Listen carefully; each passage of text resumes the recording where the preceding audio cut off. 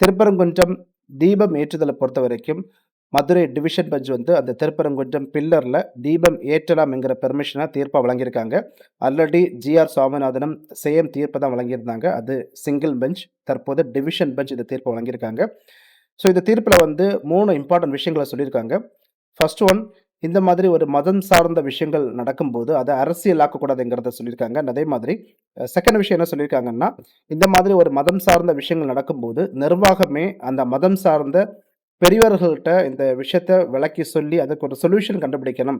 பிரச்சனைகள பெருசாக்கக்கூடாதுங்கிறத சொல்லியிருக்காங்க. அண்ட் 3வது விஷயம் என்ன சொல்லியிருக்காங்கன்னா, இந்த திருப்பரங்குன்றம் பில்லர பொறுத்தவரைக்கும் இது வந்து ஆர்க்கியாலஜிக்கல் சர்வே ஆஃப் இந்தியாவுடைய ஒரு புரொடெக்டட் சைட்டா இருக்கிறதுனால, கொஞ்சம் மக்கள அலோவ் பண்ணா போதும். மதம் சார்ந்த விஷயங்கள் நடக்கும்போதும், தீபம் ஏற்றும்போதும் கொஞ்சம் மக்கள அலோவ் பண்ணா போதும் என்கிறதையும் இந்த தீர்ப்பில குடுத்திருக்காங்க.